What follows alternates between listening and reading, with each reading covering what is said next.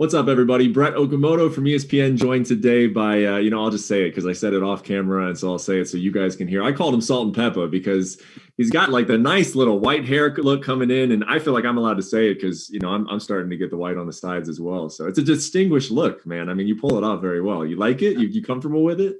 Yeah, I've never had so many people message me asking me, "Hey, bro, you're 31. Why do you look like you're 45 or 50?"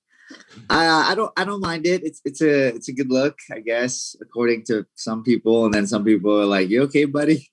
You going Like, through a hard time?" Yeah, what are you stressed out about, Beneil? Why are you going prematurely gray on us, huh? Listen, my hair turned gray. I'm not even joking. Last February, I was supposed to fight Jakar in March. I mean, I did fight Jakar in March, so I was scheduled for that. I got married February 1st. I bought a house February 1st. We got the house, and there was so much going on between my family and Victoria's family fighting and just dealing with all that. Just the hair gone. That'll do it. I mean, I haven't lost it, thank God, but it's all white. That'll do it. Well, like I said, the beard is still looking dark. So just keep that. That's all that matters, I guess, nowadays. Well, we appreciate the time, man. It's been 10 days since your fight against Diego Ferreira here in Vegas. You're back home. You look like, because I remember the press conference, you were saying the wife was mad because you promised you were going to be defensive. It turned into a brawl. How are you feeling? And was the wife okay when you got home, or did she give you a hard time? Man, it's been 10 days. I think I got to get back in there. I'm already losing my mind. I took most of the week off last week. I feel good right now. I'm a little fat, but besides that, I feel good. And then wife has forgiven me. I just want everyone on the interweb to know that the wife has forgiven me, and then we're going to try to do better next time. What do you think? Why do you think the fight was supposed to be defensive and then it didn't go that way? Like, when you look back on it now in hindsight, why do you think it played out the way it did? So I didn't watch the fight. I mean, last week, I just watched it a couple of times last night, and I just want to nitpick. So I have some stuff to work on this week. I fought the entire fight with my left hand, and the fight was supposed to be fought with my right hand. The goal was to use my jab to gauge the distance, to find the counters, but I used the entire fight. I just threw crosses and overhands and left kicks and left knees. That's it. Like, it was all my left side, and the whole fight was supposed to be over my jab. My jab was supposed to find the distance. I was supposed to pick them apart with the jab and find the finish like that. But I don't know what to tell you, dude. My first punch was a cross, and from there it just kept going that way. And I don't know. We're working on game planning. Game planning and then sticking to the game plan is what it sounds like. Yeah, I'm game planning to game plan. Let's just put it that way. I mean, what was it like? Because everybody saw, you came out of the octagon, you were fired up, and you said you were feeling a little bit disrespected, that you want to face some of the top guys. And then you clarified, that you're more upset about, some of those top guys either pulling out of fights or not taking fights with you. Like, the matchmakers have tried to make these fights for you. We'll get to that in a second, but I wanted to ask you, like, when you accepted this fight, because you were supposed to fight Charles Oliveira late last year, that fight fell through. So your mind is like, I'm going to get a guy with a very long win streak. I'm going to get a guy with a name. I'm going to get a guy, if I beat him, I'm probably up there in like the top 5, top 6 in the division. And then you got to accept a fight against Diego Ferreira, a tough fight on a UFC Fight Night card. It's not like it's your co-main event on a pay-per-view. What was it like, trying to get up and be like, this is a tough fight. I can't lose this fight. I got to get up for it somehow. Was that difficult at all? Getting up for it was not. Diego is such a good fighter, and look how much he's improved over the years. And I kept telling people, I don't want to go 1-1 with this guy. I beat him once. I don't want to lose to him. And then all of a sudden it's like, well, maybe down the line you guys can do it again, kind of thing. No, I don't want to do that. I wanted to make sure people know I'm the guy here. So getting up wasn't an issue. I just didn't understand why we can do this fight closer to the title, 1. And 2, like, bro, I thought we're fighters. Why is everybody so civilized all of a sudden? And why is everybody like low risk, high reward, whatever? It's like, man, I feel like I'm working with businessmen. Do you feel like if you got to have one of those spots, a number 2, a number 3, a number 4, and especially in this division, like over the last few years, there hasn't been a lot of title fights in it. So I think maybe that's a reason why some of those guys near the top, they're nervous to put their spot in line, on the line, because it just, I mean, Tony Ferguson won how many fights and he never got a shot at the official title. So do you feel like if you were in their spot that you would feel the same way, or do you think that like there's a flaw in that mentality that's going on right now? Tony got lots of shots at the title. I'm not trying to dig at Tony. It's just things didn't work out, but Tony did get his shots, and I respect Tony a lot because he might be the only guy who said, okay, I'll fight this guy who's not ranked high enough, or I'll fight this guy. He was willing to do that. So respect to Tony in that regard. But man, when I was ranked number 7, I think I was ranked number 7 or 8 or 6. I don't remember, but they offered me Chiesa, who wasn't even ranked. I said, sure. I lost the fight. Sucks, but I lost. And then right after that fight, I fought James Vick. I took it on short notice just because I didn't feel good about myself. I jumped back in. He was, at the time, never been knocked out. He was 5-0 in the UFC. I was still ranked. I was ranked top 10. I took the fight with him. Not ranked. Still went out there. I think it was right after him, I fought Rashid Magomedov. Not ranked, or maybe he was ranked number 15. And he was looking pretty scary. He was just picking people apart and taking taking names, man. It's like they call you to fight. Just, isn't this what you signed up for, to fight? Just say yes. You feel after this last performance and winning the fight pretty dominantly, I thought, convincingly at least, and then saying what you said after, it seems like people responded positively to it. Do you feel like you've gotten over that hump? Do you feel like the big fight is coming? Are you optimistic? So they've been asking me this for the last 2-3 fights. You think you're going to get top 10? You're going to get a top 10? And I kept saying, I don't think so. And I don't think so. And I don't think so. But now I even heard Dana mention my name the other day. So I'm thinking, you know what? Maybe now it's going to happen. So I hope it happens when I want it to, before my big baby comes, before June. But yeah, I think we're finally going to get it. I think we're going to get a big name. I'm hoping it'll be Ferguson or Chandler or Oliveira. Ideally Oliveira. So I'm looking at the top of the division, and Dana, I talked to him last week as well. And I think when he talked to me, and not to lower the mood of this interview at all, but he said the top 7. He's like, we got to watch the top 7 play. Everyone's going to fight everybody, and then we'll find out who's best. But then you're right. Like a couple days later, he said top 9. So did someone get in his ear and say like, hey, like don't forget about Beneil Dariush, or like what happened there? Why did we go from 7 to 9? I hope so. I'm deep down hoping like Ollie called him and just yelled at him, but in reality they probably just had lunch or something, and Ollie's like, "Hey, bro, why'd you say top 7?" kind of thing. I'm hoping it was Ollie, but I don't know if any conversations have actually took place, or maybe he just remembered, oh crap, Dariush just fought. Well, get me hyped up for a fight between Beneil Dariush and Charles Oliveira. I mean, in my own head, I can, but I want to hear from you. What does a fight between you and Charles look like? Listen, the guy comes out, throws a bunch of flying knees, bunch of kicks, bunch of weird stuff, and you know what I'm gonna do? I'm gonna walk through all of it. I don't know how, but I'm gonna walk through all of it. I'm gonna grab him. He's gonna think, oh, he's gonna take me down. He's not. I'm gonna take him down. He's gonna try submissions. They're not gonna work, and it's just gonna be a dog fight until one dog gives up. And I'm pretty sure that's not gonna be me. What do you think of Michael Chandler? Seems to be like differing opinions. Like the guy's good, or the guy hasn't earned anything. Is he coming over from another promotion? What's your take on him?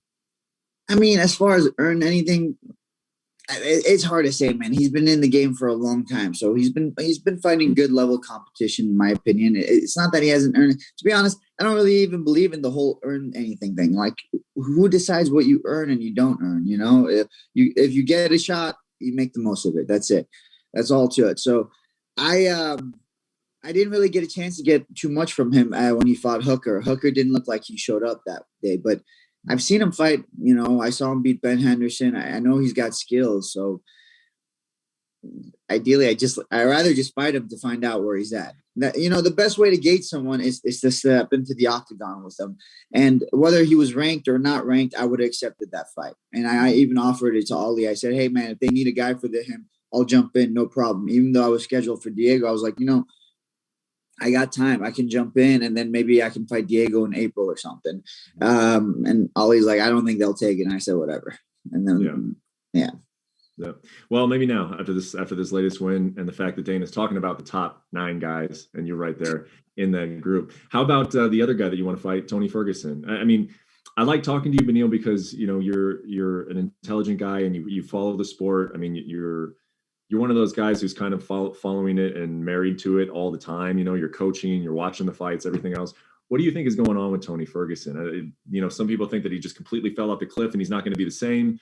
He also fought 2 really tough opponents last year. What is your take on where he's at in his career? I don't know what Tony's camp is like. I hear, I keep hearing rumors. Oh, he doesn't have the same people. He doesn't have sparring partners. He doesn't have this. I don't know. I can tell you this, though. If I didn't have my team and I didn't have my sparring partners, I would look horrible. I don't know if I could even make it through a round in a fight. Timing, conditioning, just the mental game. You get all of that from heart. It's weird. Max Holloway is just a strange guy if he doesn't really spar. I hope he's just joking about that. But everything you need is you get out of hard sparring.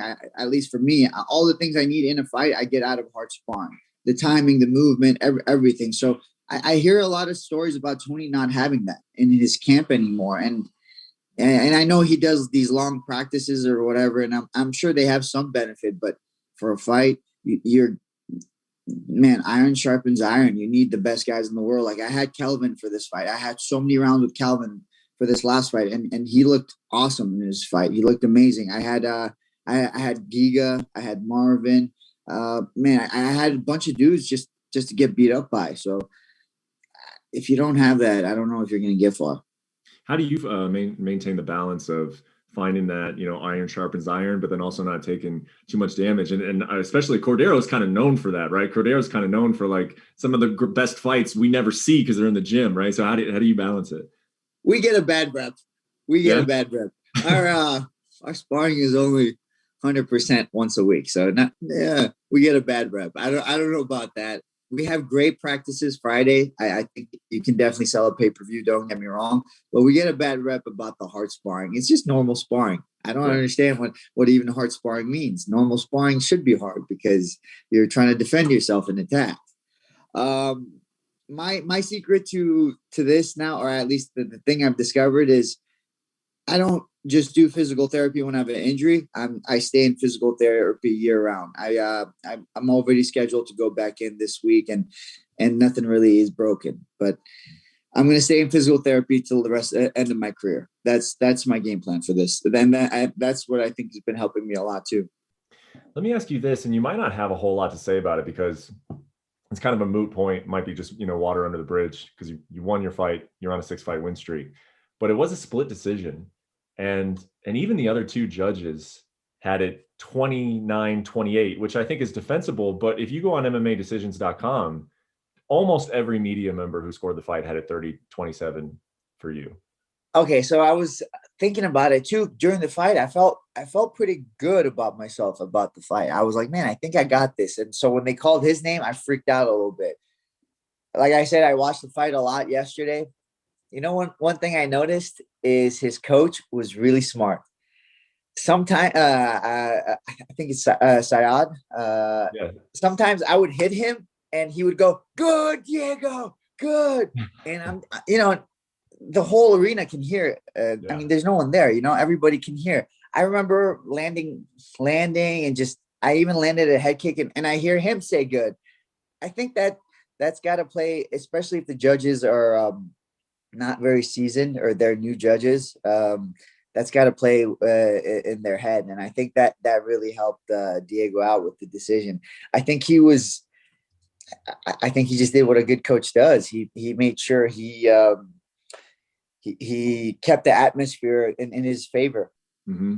Well, yeah, I mean, Safe is one of the best coaches in the sport, I think. But at the same time, it's like an NBA game. Like just because a guy yells "and one" doesn't mean he has to go to the line every time, right? So, like, if I was you, like, have you lost? Like, have you felt any nerves or had any concerns or like because if you lose that fight, that's not a 6-fight win streak anymore, you know, and you're already having trouble getting big fights. So, like, Yeah, are you people are gonna be concerned at like, all no, about he that lost his or? last fight. No way. Yeah, if I didn't get that decision, nobody in the top 10 would even like.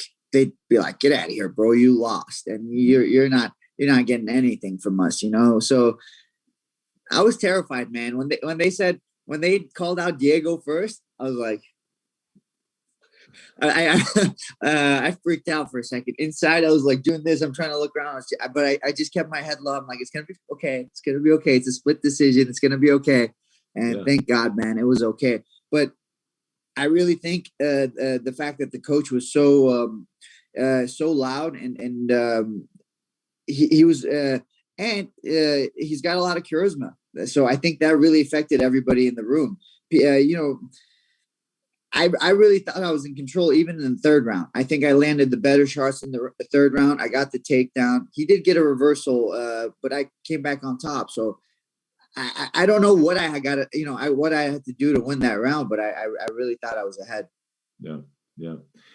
Well, I mean, props to Safe, and he's definitely earning his coaching percentage over there. If he's getting guys rounds that they're losing, but yeah, I mean, I just maybe Don't say that, man. You're gonna start drama. You're gonna be like, he didn't lose. He's gonna come to you. He didn't lose. How dare you? My fighter, this, my fight. Man, Master Rafael would do that for sure. If you say, yeah, you'd be in trouble.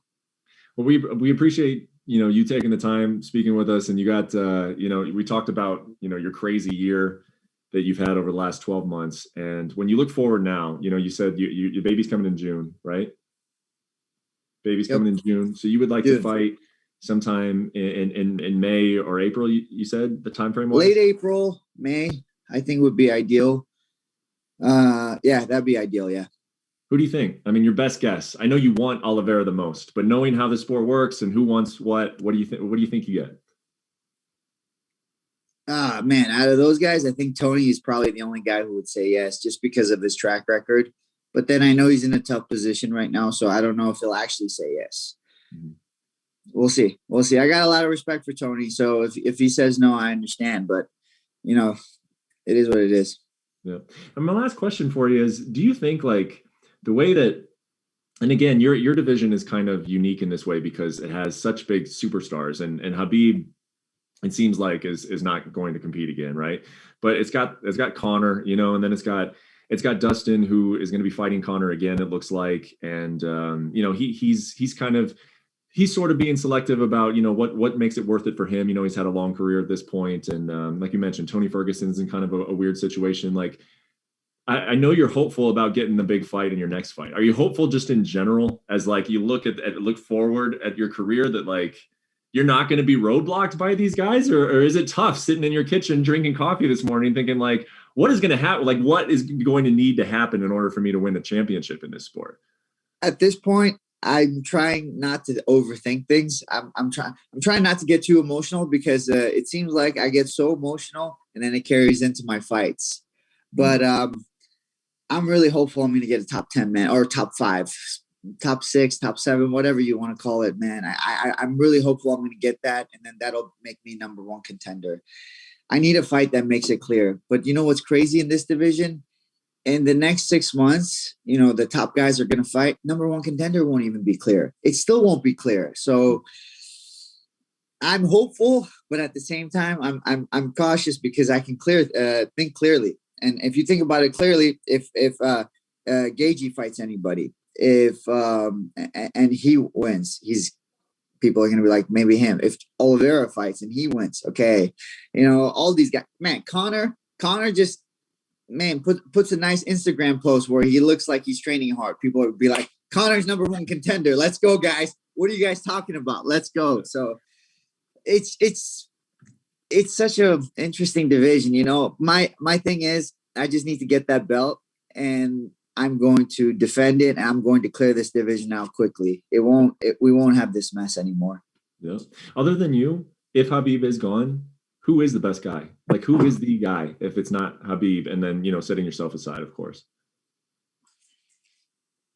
I think Hoffa, we need to see how Hoffa does in his next fight. But Hoffa, in terms of potential, I never trained with anyone who had as much potential as Hoffa. He never had to do, like, I never felt like he was out of shape. Even though he would come in and say, I haven't trained, I haven't done this, Hoffa would show up and boom. We always talk about wrestling, him and I, and he'd be like, man, I'm not a big fan of wrestling. But, man, when he wrestles, he gets good so fast. I think depends on how Hoffa shows up next fight. But I think in terms of potential, he has the most potential. I think Justin is just a scary man. Justin touches you, you go down. I think – I got to be honest with myself with this division. I need to understand like what these guys carry. If you look at Justin, man, if he just gets one punch, it could change the fight. Imagine fighting somebody for 25 minutes and you have to worry about every single punch, especially with a guy with my style who likes to walk in with his face first. So it's Justin's terrifying if you think about it in those terms. You got a guy like Dustin Poirier, who's an absolute dog, who gets stronger with each round, who knows how to dig, who knows how to say, I'm not going to get punched this round, but I'm not even going to hit the guy this round that many times, but I'm going to find a way the next round and the round after that. You got so many guys with so many different skills. It's terrifying. You got Charles Oliveira, who I think stylistically I'm the worst matchup for him, but in reality, he's the worst matchup for a lot of these guys because he can take you down. He can submit you. And standing, he throws a bunch of weird stuff. He could put you away from different angles. And then you have Tony. If Tony gets back to being Tony, that's a scary man. That's a man who was literally boogeyman for a lot of the 55ers. Nobody wanted to fight him. So what a cool division, huh? We got to be in one of the coolest divisions ever. It is. And this is going to sound like I'm trying to stir the pot here, but the last thing is you didn't really talk about Conor much there. As a 55er, as a top 55er, where do you think, like when you guys are kind of looking at each other, these top 7, top 9 guys, how do you view Conor at this point? It's about hunger, man. I always talk about it. For me as an athlete, I have God-given talents. So I want to multiply those talents and give them back to God. And that well never runs dry. I always have something in that well. For him, it seemed like first it was to make money. Well, you made that. So that well is dry. It seemed like this last fight, he was trying to fight for his family. Get out of the picture, woman. I'm having an interview. It seemed this last fight, it seemed like he's a big family man and all that. Well, you did that. You support your family. Everybody sees it. You're being a good dad. You're being a good husband. That well kind of runs dry. I don't know. He's been the champion. That well ran dry. I don't know what makes him hungry. I know what makes me hungry. I know all the things that, I know the well that I have. It pours so heavy, it flows into all my other wells. All the other things that I just mentioned from the one well, I can, it pours over into the others. But I just don't know what his motivation is. And when you can't see a man's motivation, I think he looks a little bit hollow. And I think I'm seeing that in Conor right now. He looks a little bit hollow because he doesn't know what he wants. That's super interesting, man. Appreciate the insight, the time. Congratulations on the win. Congrats on Kelvin's win as well. I mean, he was talking about how big you were in his camp, and he was wrestling a lot in that fight. So I think you deserve some congratulations on that victory as well. And, thank you, man. I mean, I didn't even think about it. I mean, Kelvin was just showing up and he's like just beating up on us and then going home. I didn't even think about it like that, And then when he mentioned my name, I was like, oh man, you freaking guy. It was really sweet of him. I just don't see myself as a coach. So it was kind of weird when he mentioned my name, but I was like, oh my gosh, that's really cool. Yeah. It was cool to see, and it was happy for him, happy for you, and yeah, man. I know that myself and a lot of others hope that you do get that big fight that you want. Hopefully before the baby comes this summer. Hopefully before. If not, you guys won't be seeing me for a while, I guess. Yeah. All right, man. Big things coming up this year. We appreciate the time, and we're looking forward to it. Thanks, Beneil. Thanks, brother. Appreciate you. Thanks for watching ESPN on YouTube. For live streaming sports and premium content, subscribe to ESPN Plus.